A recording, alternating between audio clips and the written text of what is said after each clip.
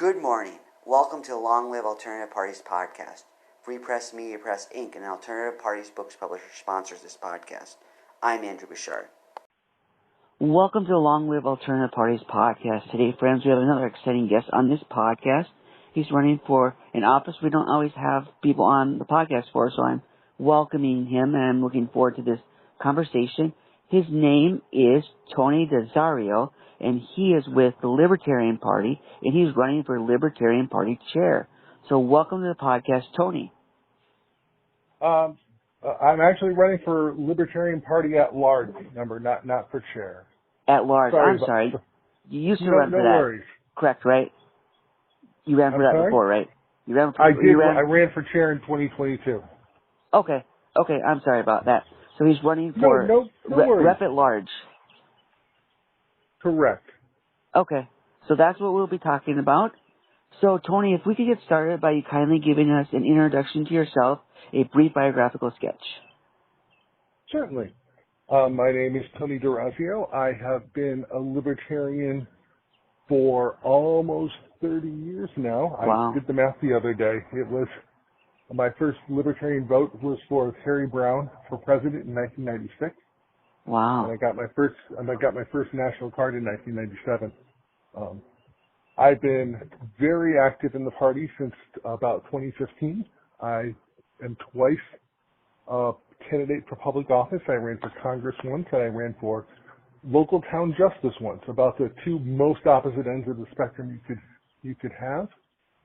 I am the former New York State Party chair, the former New York State Party vice chair, and I am running for LNC at large after running for LNC chair in 2022.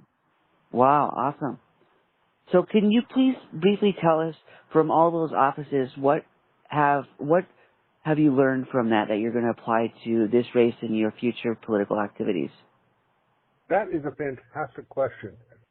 And one I don't think I've ever been asked.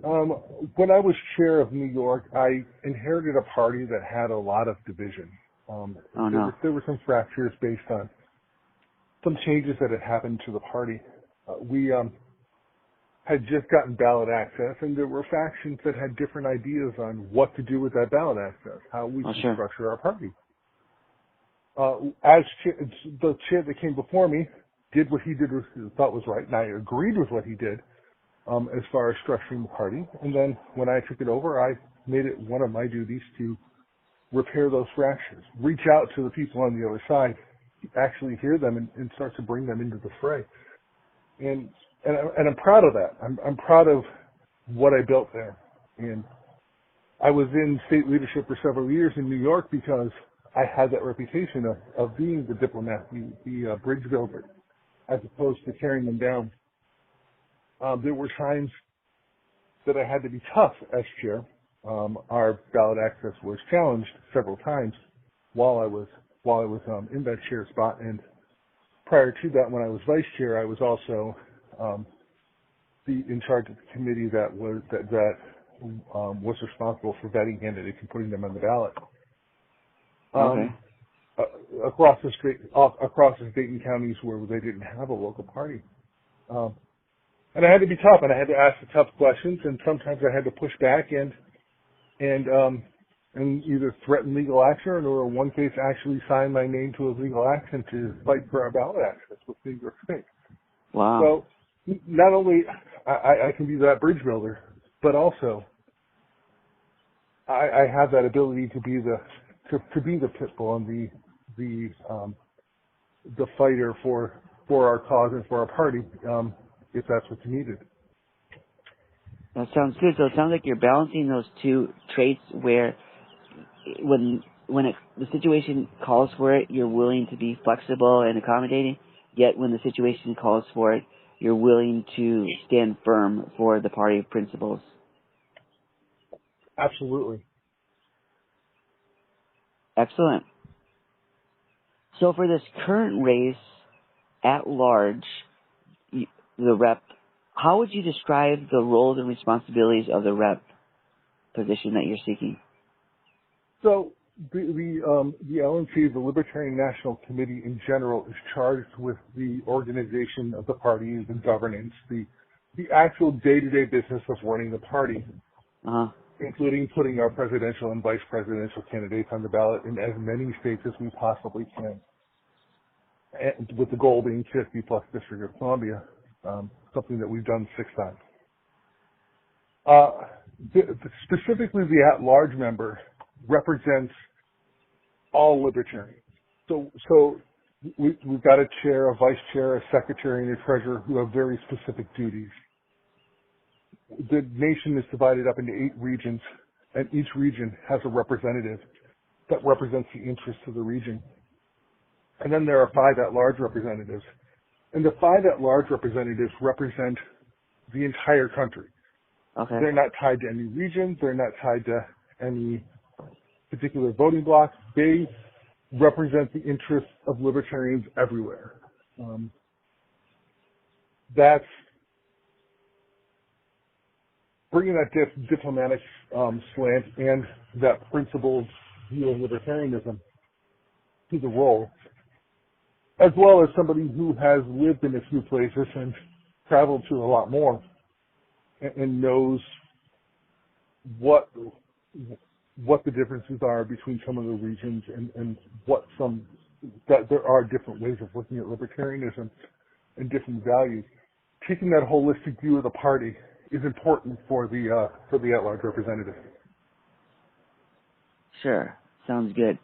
So it sounds like your experience in New York as the chair there, bridging the party, is something that's going to come in handy for a representative role. Yes, I believe that it will. Okay. So when are the elections for this race? The elections for this race are at the Libertarian National Convention, which is happening next weekend in Washington, D.C. over Memorial Day weekend. Oh my, so it's coming up. It is.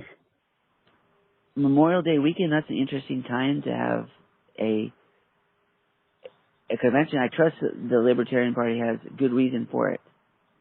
Well, we have a couple of good reasons for it. So first of all, it's a long weekend, so it's easier for some of us to get more than 2 days off of work. Oh, sure. To travel. Remember, we have people coming into this convention from all 50 states plus the District of Columbia. This convention happens to be in the District of Columbia, so they don't have that far to go. We have held these conventions either over Memorial Day weekend or 4th of July weekend for at least the last 5 conventions. Okay. Actually, in 2020, we kind of did both because of how we had to structure our convention for the pandemic. But in general, this has been a weekend that really worked out well for us from a scheduling standpoint. Okay, sounds good. So, are there any rules that the Libertarian Party has that you want to change? That is an excellent question. I am personally more tied to some of the platform planks than I am to some of the rules that we have. Okay. In general, there are some rules changes that some have proposed. I know one rule change that is coming is a change to how representatives for the LNC will be structured starting in 2026, so it won't affect this election. Okay. The proposal being that the number of representatives will be increased, a number of at-large representatives will be increased from 5 to 7, and the regional representatives wouldn't be elected anymore. So now we would have just at-large people looking at the whole country and not looking at each region and being held beholden to the states in that region anymore. It would just be the national focus. Okay. And I think that's a mistake, and I am certainly going to vote against that at convention. Okay. So you see your role as a defender of the core planks of the Libertarian Party platform? Yes, absolutely. And if you don't mind me asking, what are the planks that you see as core? That's an excellent question. I go right back to our statement of principle. Okay. Right there in the first line, it says it. We are here to challenge the cult of the omnipotent state. We want economic freedom. We want personal freedom. We want personal liberty. I've heard it stated as we want the government out of our wallets and out of our bedroom. I've heard it stated that I want the freedom for gay marijuana farmers to be able to protect their fields with AR-47s, AK-47s, whatever. So we can see how much of a gun guy I am. In general, we are for as much personal liberty as possible. Okay. Staying and making sure that we're defending that from a worldwide standpoint. We've become something of an anti-war party as well. Okay. And I am certainly all about that. And that goes along with the non-aggression principle.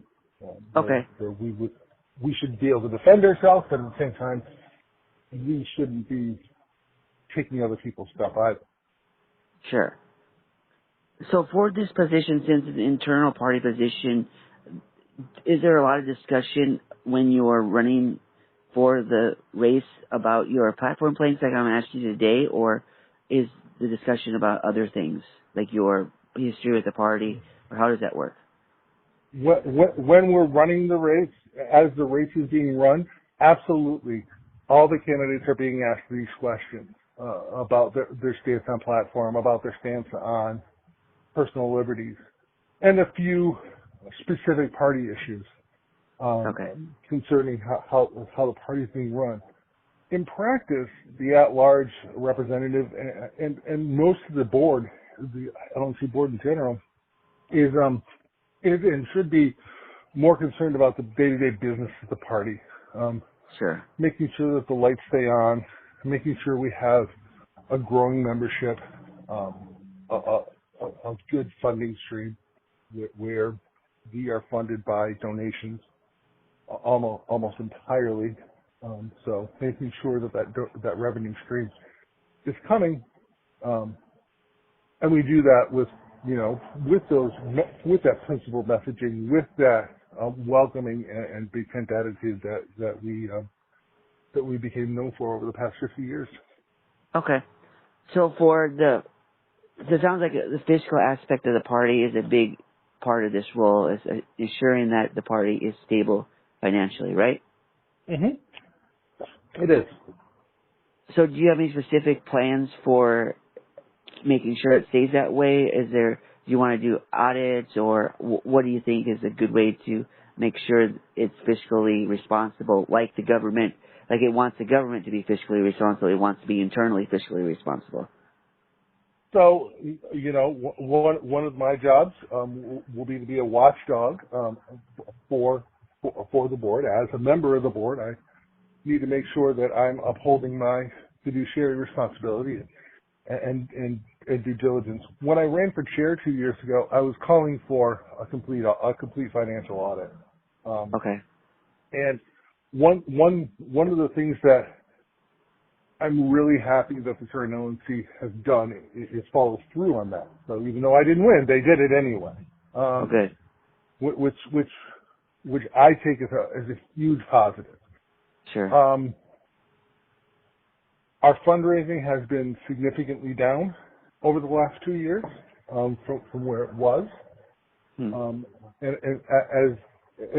because our membership's been down, and there are reasons for that. People have their philosophical differences, and I tried to stay out of those, but there are certainly people who don't feel welcome in the party who are very good libertarians, and are showing their displeasure with their wallets. It's one of my jobs and my personal responsibilities as an at-large member will be to reach out to donors, and that includes those last donors, and hopefully try to address their issues and get us back to a positive positive financial position. Sure. So from what I understand, most libertarians are against foreign aid of other countries, no matter how noble we think the other countries are, no matter how much they think they need it. So would you say that you're also against foreign aid to, there's certain countries that are in the forefront right now, and also in general, foreign aid to other countries? In general, I am Okay. against foreign aid. There are a couple of gut-wrenching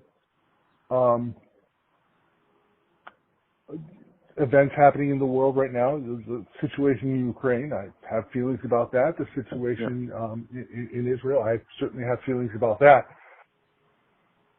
Where I've really seen a true libertarian spirit rise is that there are libertarians, and I'm thinking of one libertarian in general, and as I come through this conversation, I'm going to remember his name. He was a doctor.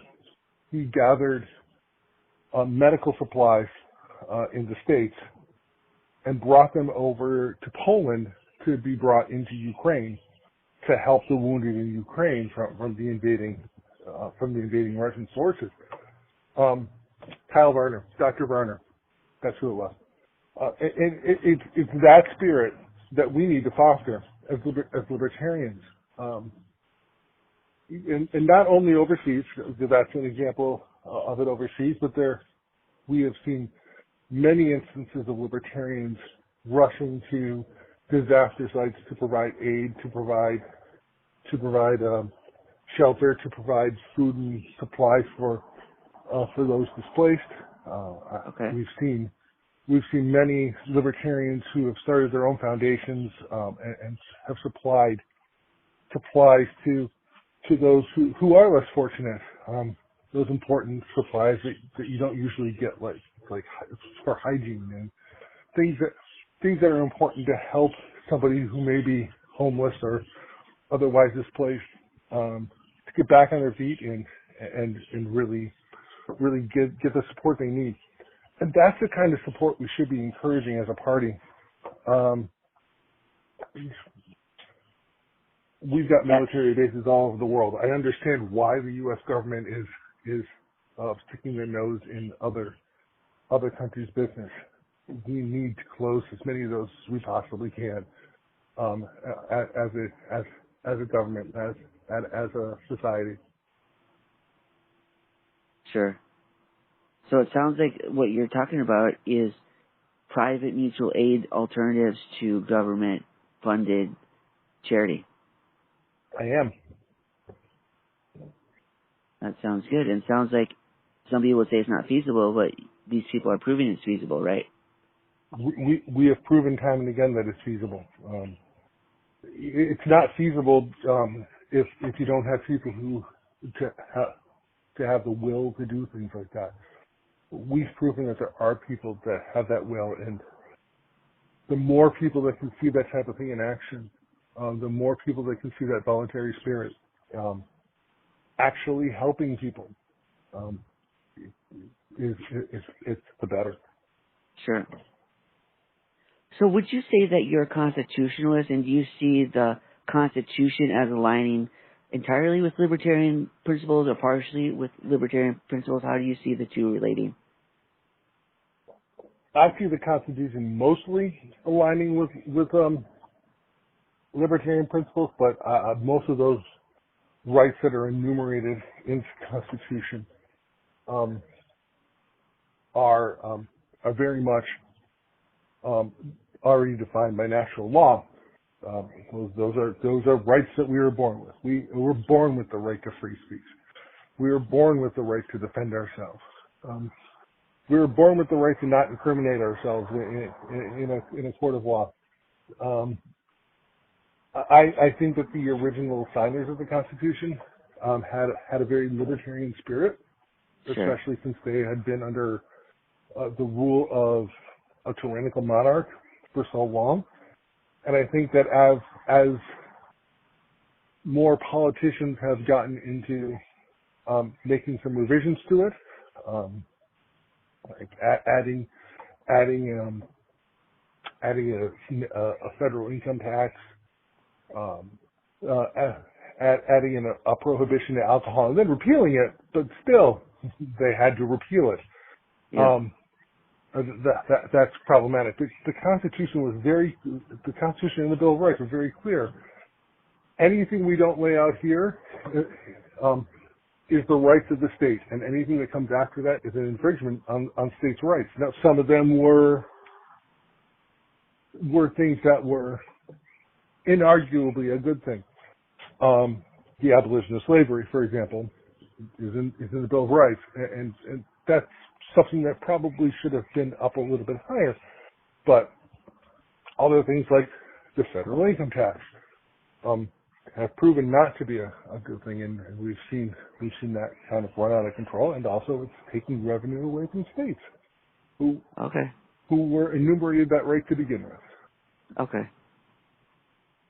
So what alternative do you have to the 16th Amendment for national government funding?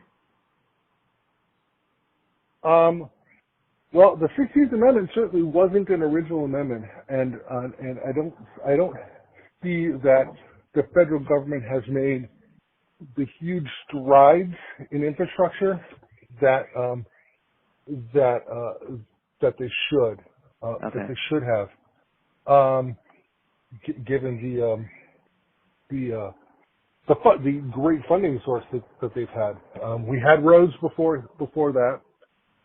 We didn't have an interstate highway system, sure, but really that system is mostly maintained by states anyway. We don't have federal road crews out there on I-80 maintaining that. It's still maintained by the states. By removing, I know some people have said, well, private roads, get those states completely out of it. Let's take the baby step of getting the federal government out of it, moving it back to states' rights and states' responsibility, which is where the Constitution put it in the first place. And I'm picking on roads here. There are certainly features of our federal government that aren't enumerated in the Constitution, Department of Education. There are certainly things other than roads that are income taxes are funding. Foreign wars, by getting out of all foreign wars, by reducing our offensive military force and getting us to a defensive force. Okay. We are going to reduce the amount of funds that the federal government's even going to need, and that's going to naturally reduce that debt load. Okay. Sounds good. So it sounds like you have some good principles for your race here. It sounds like we're discussing you're line with the libertarian spirit. I certainly hope so. There are some people who say if you put 100 libertarians in a room, every one of them is going to find reason why the other 99 aren't real libertarians. Oh my! But in general, I think we're all libertarians. Even if we see some views differently, we're all moving towards a world set more free in our lifetimes. Sure. Any step towards liberty is a good step. So you're not all or nothing? Absolutely not. Okay. Yeah, I think it's there are some who are. I am not one of them. I am. You know, I shudder to use the term a pragmatist, but you know, in some ways I am. I mentioned earlier in this call that my first presidential vote was for Harry Brown. Yes. In 1996, and the way that came about was I read his platform. I was dissatisfied with the three candidates that were running. I had voted for Clinton in '92, actually. But, his track record was poor. In 1992, even back then I was a libertarian looking back because, I voted for Clinton. In 1991, I was scared I was going to be drafted to go into some protracted Iraq war that Bush had gotten us into, and I for reasons that are too numerous to mention, there's no way I could have voted for Ross Perot. So in 1996, the only difference in the 1996 race was we had Bob Dole running instead of George H.W. And I looked at these three candidates and I said, there's no way I can vote for any of them. So I started doing some hunting and started looking into third-party candidates. And I found a website way back in 1996. Oh, wow. We had the web. And this website had sent questionnaires to literally everybody who had declared for president, who had filed the paperwork with the FEC to run for president. And shockingly, Bill Clinton didn't answer the survey. Bob Dole actually did. Wow. So did Ross Perot. I don't remember who the organization was, but there are some candidates that you've heard of. Ralph Nader was running then. Pat Buchanan was sent this survey.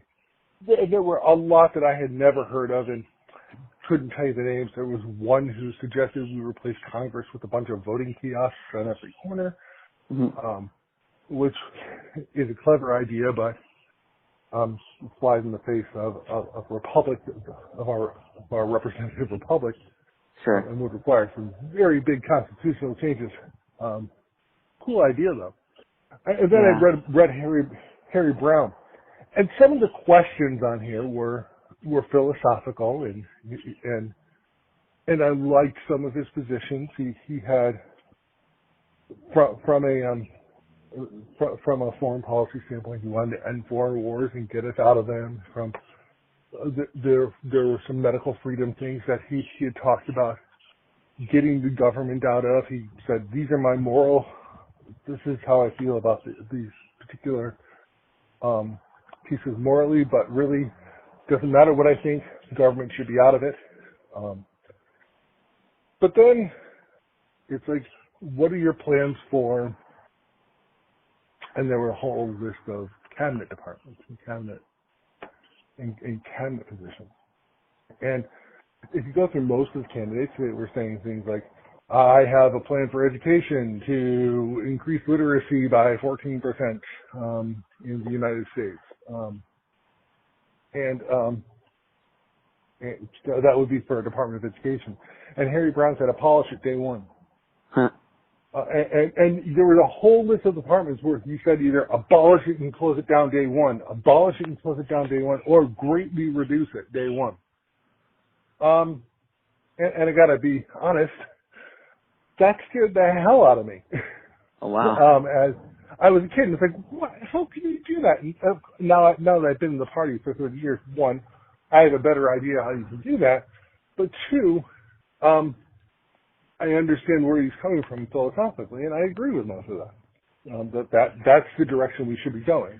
And he knew exactly what his chances were of winning the presidency, and that's why he did make such a bold statement. So I really appreciated him doing that. So my next step, I was intrigued by most of what he said, but needed to really talk through this whole I want to close everything down piece. So I was sitting late at work one night. It was about 6 o'clock. I was late at work, and I decided that I was in New York, and I decided that I would give the Libertarian Party of New York a phone call, and say, hey, can you send me some literature? Can you send me some pamphlets? Can you leave them a voicemail? I knew I wasn't going to get them on the phone. Little did I know I was going to get them on the phone. So I made this call, and a nice lady named Dottie Lou Brokaw picked up the phone. She had been out back cutting wood, but the party phone forwarded to her cell phone, so it rang. So she answered it. And we had a good 45-minute long conversation about libertarian philosophy, and she sold me on the party. It's as a bigger entity, but also on Harry Brown as a candidate. And like I said, I voted for him and Joe Jorgensen in 1996. Oh, wow. We talked about all sorts of other things too. I had first heard of the Libertarian Party in 1994 when Howard Stern ran for governor. I don't know if you're familiar with. I don't know if people are familiar with Howard Stern anymore. Oh, sure. Our audience probably would be. The average people might not be, but sure. Yeah. For those who aren't, Howard Stern was on the radio. He did the morning drive for a New York City radio station, and it was syndicated all over the place. I think he's the one who was the utter definition of the term shock jock. And in 1994, he decided that he was going to run for governor of New York on like 3 issues. I remember one of them was move all road construction to overnight as opposed to during the day to improve traffic, which was brilliant. And then he was going to resign and turn it over to his lieutenant governor. What he ended up doing that year was he got 250 of his listeners to join the Libertarian Party of New York, get on a bus to go to their convention in Schenectady, and absolutely overwhelm the room. Wow. There's video of the 1994 New York State Libertarian Party convention on YouTube. I encourage everybody to watch it. It's something of a cautionary tale because he did get our nomination for governor, and then dropped out a couple of months later because he didn't want to make financial disclosure. So we ended up getting the guy we wanted to run for governor anyway. He got his pick for lieutenant governor, who was absolutely not libertarian and is one of the worst libertarian candidates I've ever seen. Wow. He didn't drop out, but he left our party as soon as the election was over. Howard Stern had stayed in the race. He would have won, by the way. He was leading in the polls by a fairly significant margin. Oh. But he just didn't want to make the financial disclosures and make those sacrifices, which I understand. Financially, he's probably turned out a lot better. But that was my first exposure to libertarianism, and of course, Dottie Lou, who was in that video, by the way, actually standing up at the microphone saying, "Look, the people in the room want this. This is what the body has spoken. Let's support our candidate here." So he would get his lieutenant governor candidate pick. She was actually running against the lieutenant. She was running for lieutenant governor herself in '94. Okay. So she would have been brilliant as a candidate. But she's a wonderful, wonderful person. She passed away in the early 2000s. It's a shame. She was a great libertarian, and she should be remembered. But it was kind of interesting to hear that, first was the account of what actually happened in the room and the chaos there and the excitement that came afterwards. Because what we see when people come to the party like that, and we've seen it time and again, we saw it in '94 in New York. We saw it in 2016 when Austin Peterson was running for president in our party. He lost the nomination to Gary Johnson at convention, but he had a huge team, a lot of whom he had recruited from other parties. And some of them stuck around and stayed with the party and became leadership in our party. To this day, they're some of my best friends in the party, some of my greatest colleagues in the party. My future wife. We're all, they were all Austin Peterson libertarians that stuck around for the party. Oh. We see bumps like this in the party where people come from the outside and bring people with them, some of whom are libertarians, some of whom aren't. And when they leave the party, they take most of their followers with them, but some of them stay behind. Oh. And it's always been one of my joys to make sure people, even people I disagree with, see that they're welcome in the room. Their libertarian views are welcome here. Sure. We stand for libertarians across the board. We are a big tent party. Sure. That sounds good. That sounds good. So you're talking about earlier that the election is going to be on Memorial Day weekend, which is next weekend. No, that's 2 Right. weekends from now, right? As of this airing. Yes. Okay. I know this time next week I'm driving to DC. Okay. Okay, so it's coming up very shortly, in other words. Yes. All right. Okay, so we thank you for coming on the podcast and talking about the race, and we are wishing you all the best in your race coming up. May you do well for yourself and for the party as well. Well, thank you for having me. I really appreciate it. We're glad to have you in our audience. I trust, loved what you had to say. So we wish you all the best in your race and everything else you do in life, personal and professional. Thank you so much. All right, take care and all the best. You too. Bye-bye.